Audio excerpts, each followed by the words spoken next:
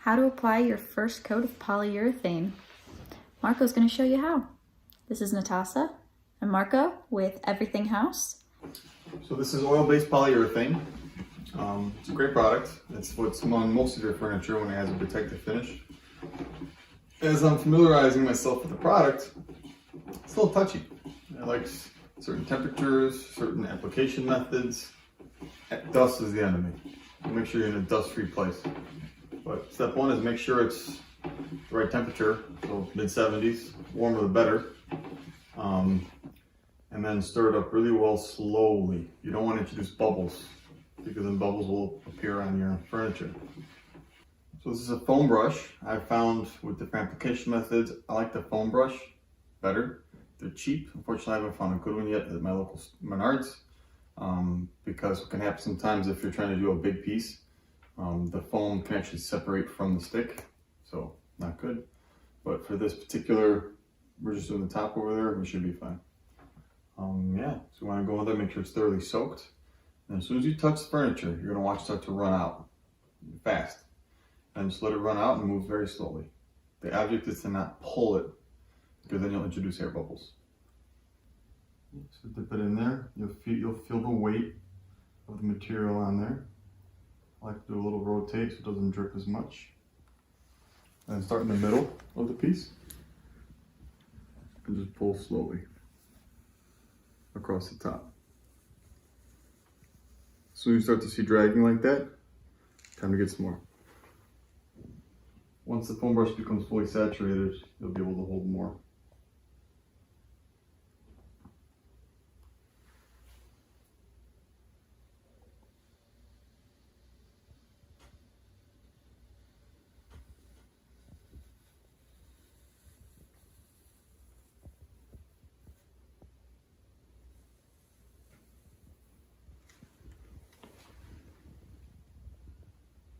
And just take your time. Don't worry, it's your first coat. You're going to have some air bubbles because there is some air inside of the wood and it's got nowhere to go now, except for up and out.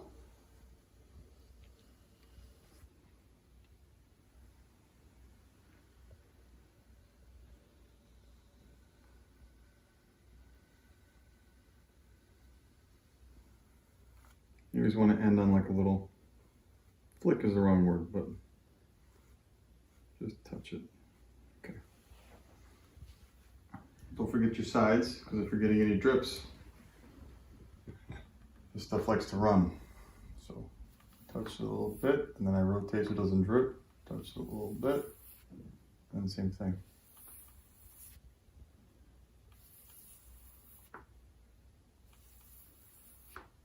And if you miss the spot, don't worry. You have to do this at least 5 more times.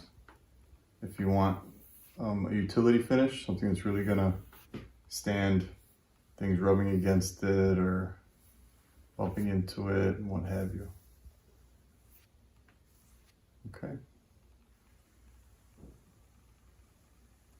But the trick to making this fairly simple, make sure that your polyurethane is at temperature. Because it's basically liquid plastic is what it is. Oh, see, I just dripped. It's okay. Finish what the brush has, and then I'll wipe it off.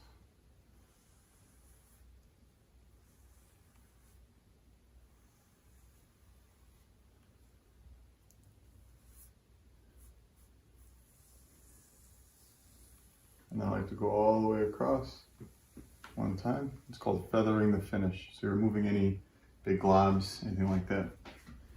I'm supposed to take a big rag, but let's just go like that and call it a day. That's why you wear work pants. For this, Natasha doesn't like it too much when I was ruining all my other jeans. But now that I have specific clothing for messing up, she doesn't give me so much shit anymore. All right, and then leave it alone. Don't work it too much. Back to the top. So you just put a nice thick layer on. So you have some material to work with. And use the light, because as the light bounces off of it, You'll be able to see bubbles, you'll be able to see puddles, you'll be able to see everything that's going on. Yeah, so that was the first coat. You're gonna have little imperfections in there. Nothing you can do about it. Again, wood has air, and air has to come up. There you go. See the bubbles? Perfect. Yeah, so it's gonna happen. Nothing you can do about it, especially the first coat. Let that harden. Let it dry about 6 hours, something like that, or overnight. And then go. Don't try to sand too early because it's gonna be gummy, and you're gonna notice it. Instead of turning into a powder or dust when you're sanding, it's gonna fill your sandpaper, and that's how you know it's not ready. So that was the first coat of polyurethane. It has been about 24 hours. Doesn't have to be 24 hours before you go ahead and sand your first coat. It's just I've been busy. So it's completely firm. If you go ahead and look with the light, you can start to see some of the imperfections. Okay, there's some bumps and things like that. All right, it's okay. It's normal. Now basically what we're doing is we are going to sand all of those bumps down, knock them all down, and I'll show you what that looks like. And yeah, so I'm gonna go ahead and sand it down, and then we'll see. So I got 400 grit sandpaper. Okay. Now the trick is you can use your hand. I don't like to use your hand just because of your fingers have different pressure points, right? So it's gonna be uneven when you sand. So let's use, this is a sanding block. It's 220, but it sucks. So I just use it as a sanding block because I use it like this on wood. It doesn't take anything off. But as a sanding block, it works just fine. Just wrap the sandpaper. Okay. And just go ahead and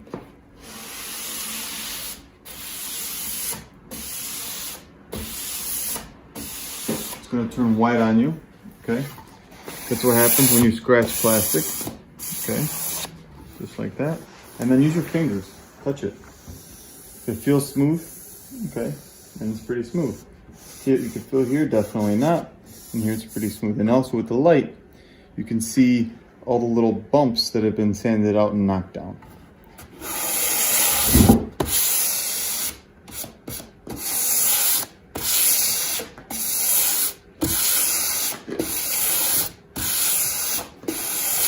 And don't forget to take your sandpaper, and I like to just smooth it out, because if your sandpaper gets filled with polyurethane, obviously you're not sanding anymore, you're just rubbing. Okay, and don't look at it, just feel it. Yeah, it feels nice and smooth. So all little dust spots and all this stuff are all gone, and you're gonna get some of your hands thinking about it. Yes, if you want to wear a mask, go ahead, but we're not taking off a lot of material here, so don't worry about it.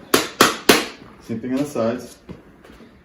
Careful with the edges, because when the force you apply, if you hit an edge, or especially a corner, it's amplified with a sanding block, okay?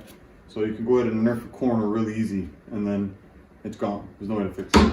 So take the sanding block, make sure it's flat, and move it back and forth. Light pressure. Light pressure. See right here, here's a run. A little bit of the polyurethane ran, and then it dried. That's where you're getting that look right there. So you go ahead and just apply a little bit more there, a couple more passes, until you see where it's dark and see where it's light. The light is the high spot, the dark is the low spot. So until that becomes one color, see how it's starting to disappear a little bit? Talking very light pressure here. And that's enough. I don't want to go any farther, because the next coat of polyurethane is going to fill that in also. Alright. Feel it, nice and smooth. Same thing, all four sides. You don't want to do this where you're going to be applying the polyurethane.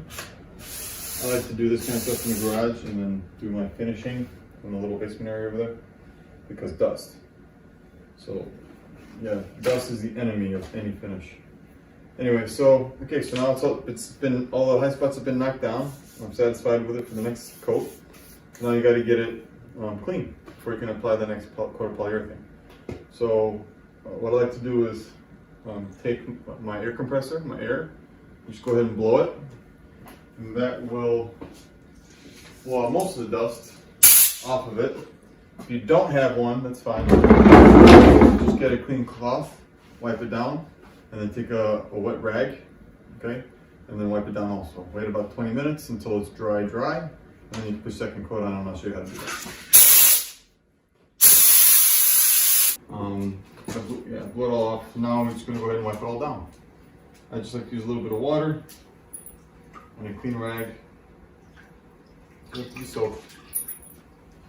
But I do like to fold it, because then as you fold it, I'll show you. You can just fold it over and get a fresh side. I like to do the sides first, really quick.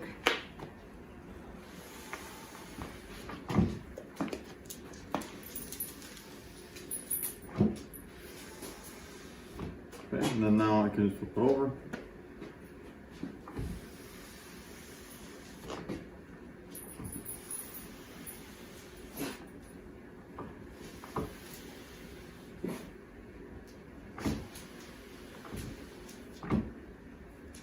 Well, this is kind of a smaller piece, so I'm not going to have to use more folds in the cloth itself. Okay. Then we'll let that dry. It should take 15 minutes maybe to just dry on its own. I'm going to move it into my finishing area. So we set up a light for you so you could see a lot easier. All these little dots you see are the high spots. Little dust particles, tiny air bubbles, things like that.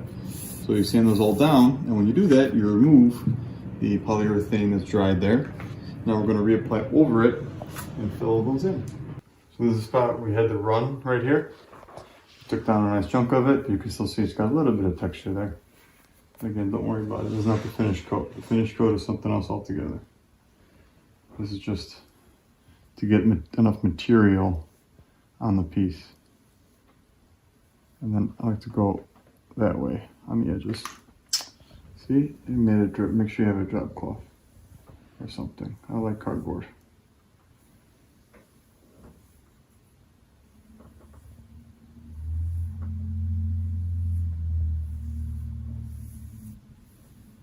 All right.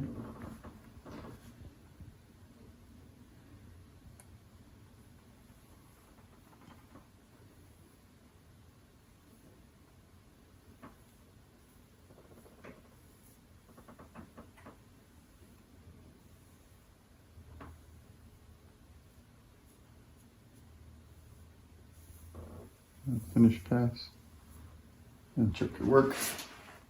Okay, we got coverage. Good. If you do miss a little spot, don't freak out too much. Again, you got to do this a couple more times. I want you to understand how this product works and how it cures, and you won't be uncomfortable with it at all. You'll get it.